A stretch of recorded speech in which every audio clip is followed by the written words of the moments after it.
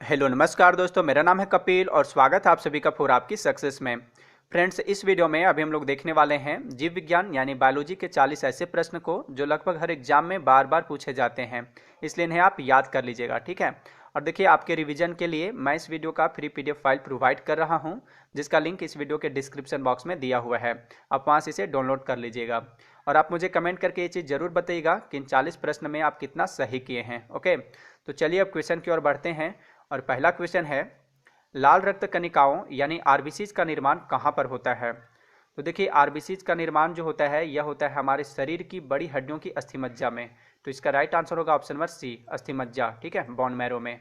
और अगर आपसे क्वेश्चन पूछ लिया जाए कि भ्रूण अवस्था में इसका निर्माण कहाँ पर होता है, तो भ्रूण अवस्था में इसका निर्माण होता है यकृत और प्लीहा में। ठीक है, इन दोनों जगह पर होता है। आरबीसी की मृत्यु कहाँ पर होती है? तो इसकी मृत्यु होती है प्लीहा में, जिसे तिल्ली बोलते हैं या इंग्लिश में स्प्लीन कहते हैं। इसलिए प्लीहा को आरबीसी का कब्रिस्तान भी कहा जाता है।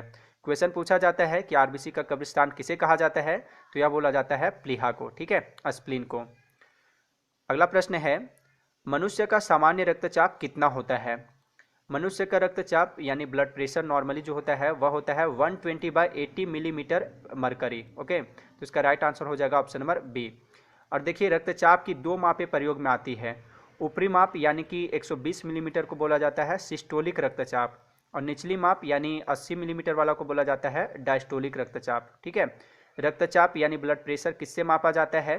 तो वह मापा जाता है स्फिग्मो मैनोमीटर से। ओके, स्फिग्मो मैनोमीटर से। क्वेश्चन नंबर 3, मानव में कुल कितनी हड्डियां होती है? तो देखिए, वयस्क मनुष्य में कुल हड्डियों की संख्या कितनी होती है? 206 होती है। राइट आंसर हो जाएगा ऑप्शन नंबर बी। और नवजात शिशुओं में हड्डियों की संख्या लगभग कितनी होती है? तो 270 से 300 के बीच होती है। 270 से 300 के बीच, जो कि वयस्क होने पर कितनी हो जाती है? 206 हो जाती है, क्योंकि बाद में ये धीरे धीरे आपस में जुड़ते जाती है, इसलिए ऐसा होता है। क्वेश्चन नंबर 4, मानव शरीर में कुल कितनी मांसपेशियां पाई जाती है? तो मानव शरीर में कुल मांसपेशियां पाई जाती है 639। Right answer option number C. Question number 5, मनुष्य के शरीर में पसलियों के कितने जोड़े होते हैं? देखिए, मनुष्य के शरीर में कुल पसलियों की संख्या कितना होता है? 24। ठीक है, यहाँ पे पूछा जा रहा है जोड़ा, तो कितने जोड़े हो जाएंगे? ऑप्शन नंबर ए 12 जोड़े। ठीक है। क्वेश्चन नंबर 6, मानव में कितने दांत अस्थायी होते हैं? तो मानव में 20 दांत जो होते हैं वह अस्थायी होते हैं, इसलिए इसका आंसर होगा ऑप्शन नंबर ए। ठीक है, या कह सकते हैं कि मनुष्य के जीवन काल में 20 दांत 2 बार विकसित होते हैं। हम लोग कहते हैं ना दूध का दांत, तो यही होते हैं जो एक बार बचपन में टूटते हैं और फिर से ये आते हैं। ओके, अगला प्रश्न है, कर्ण अस्थियों की कुल संख्या कितनी है? तो कर्ण अस्थियों की कुल संख्या जो है वह है 6। राइट आंसर होगा ऑप्शन नंबर सी। देखिए, हमारे कान में 3 प्रकार की हड्डियां होती है, वह कौन कौन है? मैलियस, इनकस और स्टेप्स। ठीक है, जब 3 हड्डियां हमारे एक कान में होती है तो हमारे कितने कान हैं? 2 कान हैं, तो कुल हड्डियों की संख्या कितनी हो जाएगी? 6। इसलिए इस प्रश्न का राइट आंसर था ऑप्शन नंबर सी। और यह जो स्टेप्स है, ठीक है, स्टेप्स है, यह मानव शरीर की सबसे छोटी हड्डी है। क्वेश्चन पूछा जाता है कि मानव शरीर की सबसे छोटी हड्डी कौन सी है, तो वह है स्टेप्स है। और सबसे बड़ी हड्डी कौन सी है? तो वह है जांघ की हड्डी, फीमर। क्वेश्चन नंबर 8, इंसुलिन में कौन सा धातु उपस्थित होता है? तो इंसुलिन में जस्ता उपस्थित होता है, इसका राइट आंसर हो जाएगा option number B. Question number 9, insulin कहाँ से स्रावित होता है? देखिए, बहुत ही इंपॉर्टेंट क्वेश्चन है यह। इंसुलिन जो है यह स्रावित होता है अग्नाशय से, इसका राइट आंसर हो जाएगा ऑप्शन नंबर डी, अग्नाशय, जिसे इंग्लिश में बोलते हैं पैंक्रियाज। अग्नाशय का एक भाग होता है लैंगरहैंस। ठीक है, तो इसी लैंगरहैंस के बीटा कोशिका द्वारा यह इंसुलिन यानी कि इंसुलिन स्रावित होता है। कभी कभी एग्जाम में थोड़ा और गहराई से पूछ लिया जाता है कि किस कोशिका से इंसुलिन स्रावित होता है। ऑप्शन में रहेगा अल्फा कोशिका, बीटा कोशिका, डेल्टा कोशिका। तो इसका सही उत्तर क्या हो जाएगा? बीटा कोशिका। ठीक है, अगर हमारे शरीर में इंसुलिन कम मात्रा में स्रावित होता है तो हमें कौन सा रोग हो जाता है? मधुमेह हो जाता है, डायबिटीज हो जाता है। ठीक है, इंसुलिन की कमी से ही डायबिटीज होता है। क्वेश्चन नंबर 10, इंसुलिन की खोज किसने की थी? देखिए, यह भी क्वेश्चन कई बार एग्जाम में पूछा जा चुका है कि इंसुलिन की खोज किसने की थी, तो यह किया था बेंटिंग व बेस्ट ने। इसका राइट आंसर होगा option number B. Question number 11, रक्त जमने में किस तत्व की मुख्य भूमिका होती है? तो रक्त जमने में कैल्शियम की मुख्य भूमिका होती है, इसका राइट आंसर होगा ऑप्शन नंबर ए, कैल्शियम। ठीक है, देखिए, इस क्वेश्चन में तत्व यानी एलिमेंट के बारे में पूछा गया है, लेकिन अगर यही क्वेश्चन इस टाइप से रहता कि रक्त को जमाने में कौन सा प्रोटीन उपयोग में आता है, यहाँ पे तत्व के जगह पर प्रोटीन रहता, यानी किस प्रोटीन की मदद से ब्लड है सो जमता है, ठीक है, या कौन सा प्रोटीन उपयोग में आता है, तो हमारे बॉडी में रक्त को जमाने में फाइब्रिनोजेन नामक प्रोटीन सहायता करता है या उपयोग में आता है। ठीक है, कौन सा प्रोटीन? फाइब्रिनोजेन नामक प्रोटीन। क्वेश्चन नंबर 12, मानव शरीर के भीतर खून निम्न की उपस्थिति के कारण नहीं जमता है। तो हमारे शरीर के अंदर हिपैरिन नामक पदार्थ होता है, ठीक है, उपस्थित होता है, जो कि खून को जमने नहीं देता है। तो इसका राइट आंसर होगा ऑप्शन नंबर बी, हिपैरिन। ठीक है, और यह कहाँ से उत्पादित होता है? तो इसका उत्पादन होता है यकृत द्वारा। और यह जो फाइब्रिनोजेन है, ठीक है, फाइब्रिनोजेन नामक प्रोटीन जो कि ब्लड को जमाने में सहायता करता है, यह भी यकृत के द्वारा ही निकलता है। क्वेश्चन नंबर 13, हमारी अस्थियां तथा दांत सामान्यतः बने होते हैं। तो देखिए, ये तो पहले से शायद आपको पता होगा कि हमारे दांत जो हैं, दांत तथा हड्डियां कैल्शियम और फास्फोरस के बने होते हैं। लेकिन इस क्वेश्चन में आपसे एग्जैक्ट आंसर पूछा गया है और इसका आंसर क्या होगा? Tricalcium phosphate. ठीक है, इसी के बने होते हैं हमारे दांत और अस्थियां। इसका राइट आंसर होगा option number A. Question number 14, निम्नलिखित विटामिनों में से किसमें कोबाल्ट होता है? तो विटामिन B12 जो है, ठीक है, इसमें कोबाल्ट पाया जाता है। इसका राइट आंसर होगा ऑप्शन नंबर बी। और इसका रासायनिक नाम क्या है विटामिन B12 का? साइनोकाबालामिन। ओके। क्वेश्चन नंबर 15, DNA का डबल हेलिक्स मॉडल किसने दिया? यह भी क्वेश्चन कई बार एग्जाम में पूछा जा चुका है। तो DNA का डबल हेलिक्स मॉडल दिया था वाटसन व क्रिक ने। इसका राइट आंसर होगा option number D.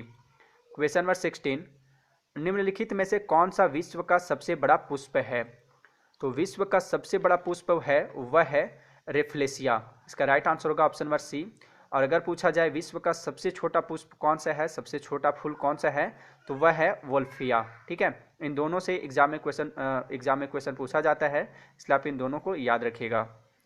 Question number 17, मानव में कुल कितने प्रकार के दांत होते हैं? तो मानव में कुल 4 प्रकार के दांत होते हैं। ठीक है, तो इसका सही उत्तर होगा ऑप्शन नंबर सी। और वह कौन कौन से हैं देख लीजिए एक बार। वह हैं इंसिजर्स, केनाइन्स, प्रीमोलर्स और मोलर्स। ठीक है, ये 4 टाइप के 4 टाइप्स के हमारे दांत होते हैं। क्वेश्चन नंबर 18, अरक्तता, जिसे इंग्लिश में एनीमिया कहते हैं, किसकी कमी से होता है? तो देखिए, अरक्तता जो है आरबीसी की कमी से होता है। लेकिन आप यहाँ पे देखेंगे कि ऑप्शन में आरबीसी तो है ही नहीं। बट ये आपको पता होगा कि हीमोग्लोबिन कहाँ पाया जाता है? तो यह पाया जाता है आरबीसी में। ठीक है, तो इस प्रश्न का उत्तर से जो हो जाएगा वह हो जाएगा हीमोग्लोबिन, क्योंकि यहाँ पे आरबीसी नहीं दिया हुआ था और आरबीसी में ही हीमोग्लोबिन पाया जाता है। क्वेश्चन नंबर 19, पीयूष ग्रंथि शरीर में कहाँ अवस्थित होती है? तो पीयूष ग्रंथि, जिसे इंग्लिश में बोलते हैं पिट्यूटरी ग्लैंड, हमारे शरीर के हमारे मस्तिष्क के नीचे अवस्थित होती है। कहाँ पे? मस्तिष्क के नीचे। तो इसका सही उत्तर होगा ऑप्शन नंबर बी। और पीयूष ग्रंथि को मास्टर ग्रंथि कहा जाता है। क्वेश्चन पूछा जाता है कि मास्टर ग्रंथि किसे बोला जाता है? तो यह बोला जाता है पीयूष ग्रंथि को। क्वेश्चन नंबर 20, शरीर में सबसे बड़ी अंतःस्रावी ग्रंथि कौन सी है? देखिए, अंतःस्रावी ग्रंथि जो है हमारे शरीर की सबसे बड़ी अंतःस्रावी ग्रंथि वह है थायराइड। ठीक है, थायराइड ग्रंथि।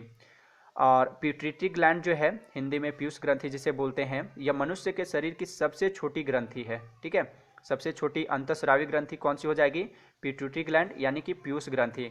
और सिर्फ अगर रहता अगर यहाँ पे अंतःस्रावी नहीं रहता, ठीक है, सिर्फ रहता शरीर में सबसे बड़ी ग्रंथि कौन सी है, मानव शरीर की सबसे बड़ी ग्रंथि कौन सी है, तब इसका आंसर हो जाता लीवर। ठीक है, लीवर, जिसे हिंदी में बोलते हैं यकृत। तो यहाँ से 3 क्वेश्चन बने हैं, आप इन तीनों को याद रखिएगा। क्वेश्चन नंबर 21, कौन सा हार्मोन लड़ो उड़ो हार्मोन कहलाता है? तो लड़ो उड़ो हार्मोन बोला जाता है एड्रेनलिन हार्मोन को। ठीक है, एड्रेनलिन हार्मोन को उत्तेजना के समय, जैसे गुस्सा, डर, खतरा आदि के समय यह हार्मोन बहुत अधिक मात्रा में स्रावित होता है। क्वेश्चन नंबर 22, निम्नलिखित में से कौन सी ग्रंथि अंतःस्रावी तथा बहिस्रावी दोनों की तरह कार्य करती है? ठीक है, अंतःस्रावी और बहिस्रावी दोनों की तरह कार्य करती है, वह है अग्नाशय ग्रंथि। इसका सही उत्तर होगा ऑप्शन नंबर ए, पैंक्रियाज यानी कि अग्नाशय। ठीक है, जब यह अंतःस्रावी के रूप में काम करती है तो हार्मोन रिलीज करती है और बाह्यस्रावी के रूप में एंजाइम रिलीज करती है। क्वेश्चन नंबर 23, मानव रक्त का पीएच मान कितना होता है? देखिए मानव रक्त, आंसू और ह्यूमन बॉडी, इन तीनों का जो पीएच मान होता है वह होता है 7.4। ठीक है, इसका सही उत्तर होगा ऑप्शन नंबर बी। और कई बार क्वेश्चन पूछा जा चुका है, कभी ह्यूमन बॉडी का पीएच मान पूछ लिया जाता है, तो कभी आंसू का पूछ लिया जाता है, तो कभी ब्लड का पूछ लिया जाता है, मानव रक्त का पूछ लिया जाता है, तो 7.4 इसका पीएच मान होता है। ओके, क्वेश्चन नंबर 24, सबसे अधिक प्रोटीन किसमें पाई जाती है? तो सबसे अधिक प्रोटीन पाई जाती है सोयाबीन में, लगभग 42%। ओके, 42% इसमें प्रोटीन पाई जाती है। क्वेश्चन नंबर 25, ऑन्कोलॉजी किसका अध्ययन है? तो ऑन्कोलॉजी जो है यह अध्ययन है कैंसर का। इसका सही उत्तर होगा ऑप्शन नंबर डी, कैंसर का। और देखिए यहाँ पे जनसंख्या का अध्ययन को क्या बोला जाता है, यह भी एग्जाम में क्वेश्चन पूछा जाता है, तो इसे बोला जाता है डेमोग्राफी। पक्षियों का अध्ययन, ये काफ़ी इंपॉर्टेंट है, कई बार एग्जाम में पूछा जा चुका है, तो इसे बोला जाता है ऑर्निथोलॉजी। पक्षियों के अध्ययन को, कीटों के अध्ययन को बोला जाता है entomology. Okay, question number 26, penicillin की खोज किसने की थी? देखिए पेनिसिलिन एक प्रकार का एंटीबायोटिक दवा है, जिसकी खोज किसने किया था? अलेक्जेंडर फ्लेमिंग ने। इसका सही उत्तर होगा ऑप्शन नंबर सी। ठीक है, और लुई पास्चर जो है इन्होंने रेबीज का टीका का खोज किया था। एडवर्ड जेनर, इन्होंने चेचक का टीका का खोज किया था। क्वेश्चन नंबर 27, जीवाणु की खोज किसने की? जीवाणु यानी कि बैक्टीरिया की खोज किसने की थी?